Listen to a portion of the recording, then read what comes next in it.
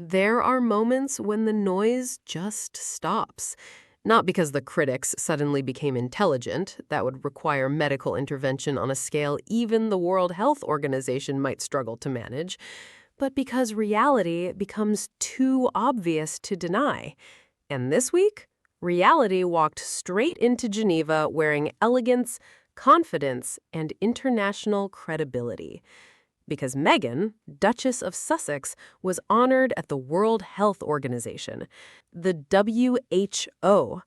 And the moment that has everybody talking is not just the speech, not just the headlines, not just the photos.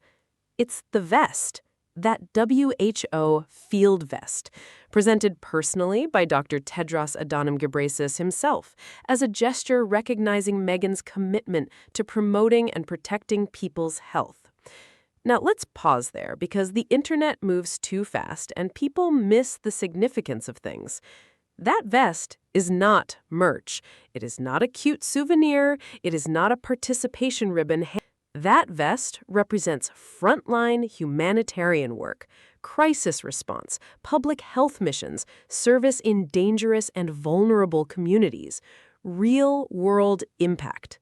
And watching Meghan receive it in Geneva felt like watching the collapse of an entire narrative the British tabloids have spent years trying to manufacture. Because, according to them, Meghan was supposedly finished, canceled, irrelevant, a disaster, a nobody. And yet somehow, global institutions keep inviting her into rooms that actually matter. Funny how that works. The visual alone told a story. Meghan, standing beside the Director General of the WHO, smiling warmly as he presents her with the field vest, the backdrop covered in World Health Organization emblems, the Geneva setting, the diplomatic atmosphere, the calm professionalism. This wasn't royal cosplay, this wasn't balcony waving, this wasn't which duchess wore blue better, kindergarten journalism.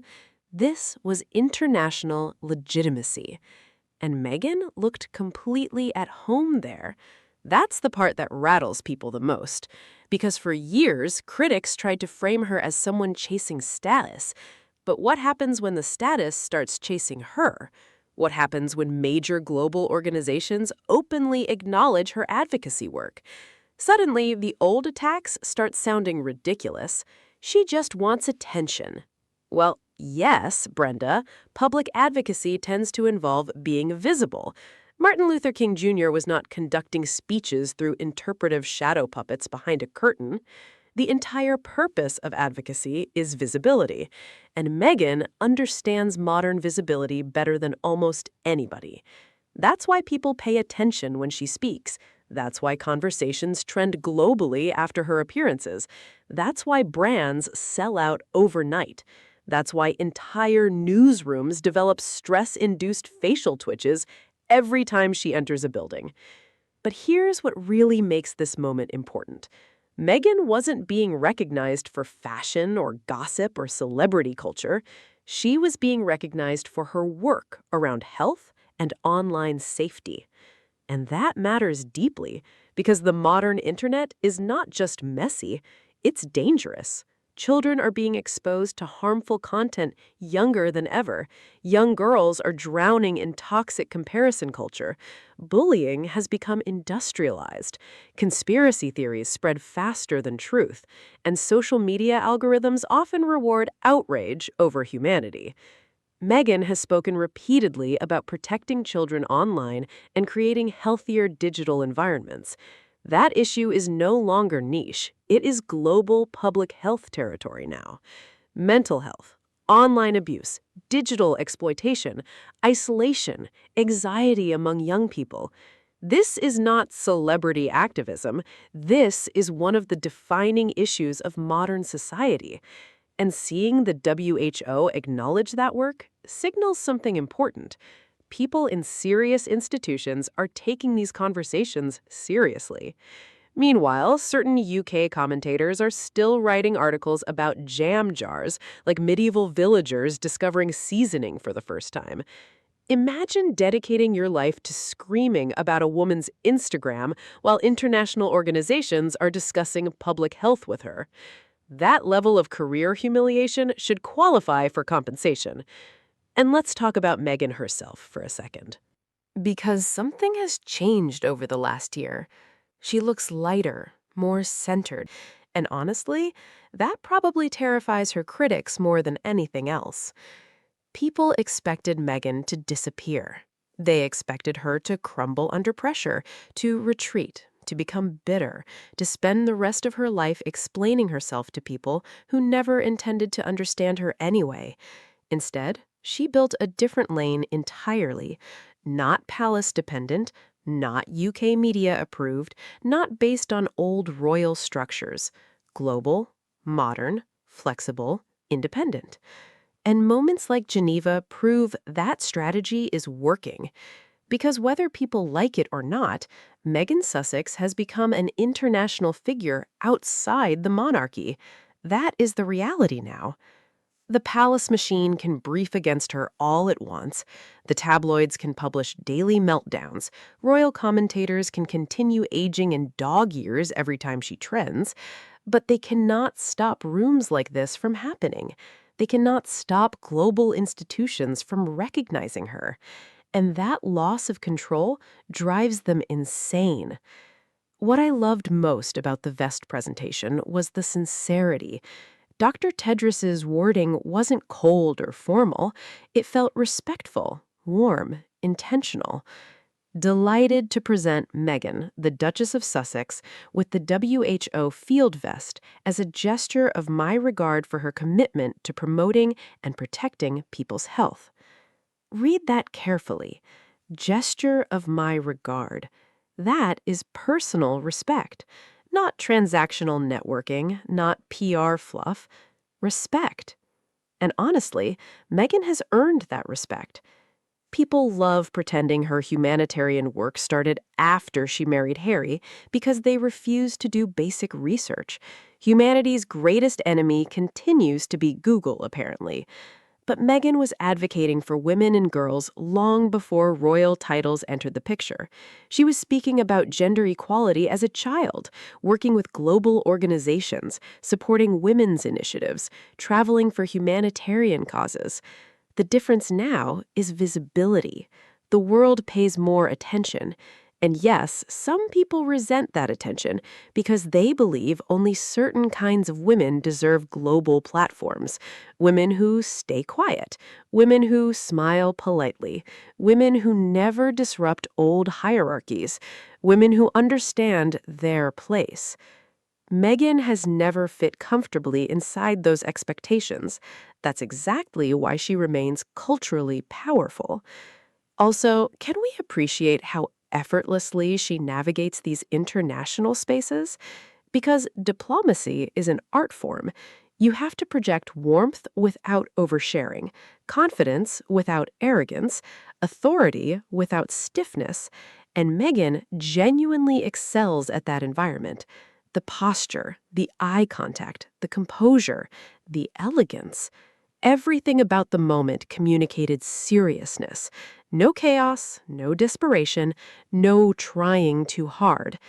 And that calmness becomes even more striking when compared to the constant hysteria surrounding her online. Because outside the internet bubble, people interact with Meghan very differently. World leaders, executives, founders, humanitarian organizations, women's groups, mental health advocates. Those circles keep engaging with her because she brings attention, conversation, and impact. That's why she keeps getting invited, not because of conspiracy theories, not because of magic PR spells whispered under moonlight by Archwell's staff, because she has influence. Simple. Now, let's address the obvious irony here. For years, critics screamed that Meghan and Harry abandoned service. Meanwhile, Harry is involved in global mental health initiatives, veterans' causes, sustainable travel advocacy, and humanitarian work. Meghan is speaking at international forums, advocating for safer digital spaces, supporting women and families, and now being recognized by the WHO. So the question becomes, what exactly did they abandon? Because from where I'm sitting, they simply stopped performing service for the British establishment specifically, and some people cannot emotionally process the difference. Service does not belong to a monarchy. Compassion is not owned by a palace. Public impact does not require permission from tabloid editors named Nigel who look permanently haunted by sodium intake. Harry and Meghan created a model outside the institution. Messy at times? Sure. Imperfect? Obviously. But undeniably influential. And this WHO moment reinforces that in a huge way. At the end of the day, this Geneva appearance will be remembered for more than one photo. It represents evolution. A woman once reduced to headlines about avocado toast and nail polish, now standing inside one of the world's most respected global health institutions, receiving recognition for advocacy work. That's a powerful image. And whether people adore Meghan or dislike her, pretending she has no impact anymore just looks absurd. The world keeps proving otherwise. One stage at a time, one initiative at a time, one international appearance at a time. And honestly, the WHO vest may end up becoming one of the most symbolic images of Meghan's post-royal journey so far. Not because it's flashy, not because it's glamorous, but because of what it represents. Credibility, respect, humanitarian alignment, global engagement, real work. Not inherited relevance, not ceremonial visibility, earned presence. And somewhere in a palace-adjacent newsroom, a columnist is currently furious that a woman they called irrelevant keeps getting invited into rooms they themselves will only ever see through Google Images. Cold World, Tiny Violins, Geneva Edition. And there's another layer to this that people are missing completely. The WHO did not need Meghan. Let's be serious. This is not a struggling local committee searching LinkedIn for influencers with ring lights and motivational Pinterest quotes. The World Health Organization can invite presidents, scientists, ministers, Nobel Prize winners, anyone they want. So when they choose to publicly acknowledge Meghan, it says something about how she is viewed in international spaces versus how she is caricatured in certain corners of the British media. Outside the royal gossip economy, people actually listen to her. That disconnect must feel spiritually exhausting for the nobody cares about Meghan brigade, who somehow dedicate 47 business hours a week to monitoring her every breath. What also stood out was how natural the interaction looked. There was no awkward stiffness, no forced ceremonial energy, no robotic royal engagement choreography where everybody smiles like malfunctioning wax statues while pretending they enjoy unveiling plaques in the rain. Meghan and Dr. Tedros looked genuinely engaged and comfortable. That matters, because authentic connection photographs differently. You can see it instantly. And Meghan has always had the ability to make institutional environments feel human instead of painfully scripted.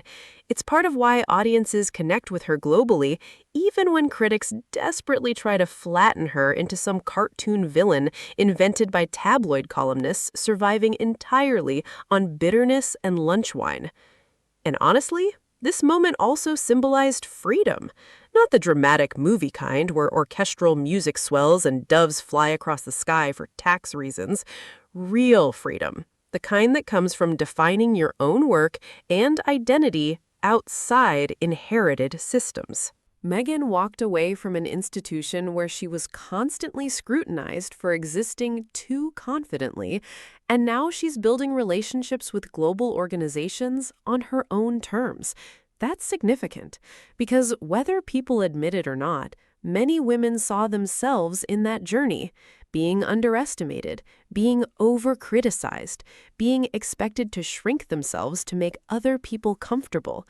Seeing her continue rising internationally despite years of coordinated hostility resonates far beyond royal gossip. The visual symbolism of the vest itself is also fascinating because field vests are associated with action, mobility, and presence on the ground. They represent people who go into difficult environments instead of merely commenting from safe distances. And that's what makes this recognition so interesting. Meghan's critics often accuse her of superficial activism, yet major organizations keep validating her contributions publicly. At some point, the contrast becomes impossible to ignore. One side is yelling from social media avatars named things like Royalty Patriot 1947, while the other side consists of actual global institutions saying, "No, we value this work." Brutal outcome for the people who built entire personalities around hating a Californian duchess with a podcast microphone and excellent tailoring. And maybe the most powerful part of all this is that Meghan didn't look like someone chasing approval anymore. She looked like someone fully aware of her purpose. That changes everything. There's a steadiness to her now that wasn't always visible during the royal years, when every appearance felt surrounded by chaos and hostility. In Geneva, she looked grounded, focused, comfortable in her own voice, the kind of confidence that develops when a person stops trying to survive hostile environments and starts building meaningful work elsewhere. Ironically, the more critics try to freeze Meghan in the past, the more the world keeps moving her forward. Human history really does have a wicked sense of humor sometimes. Thank you for watching, and I will see you in next video.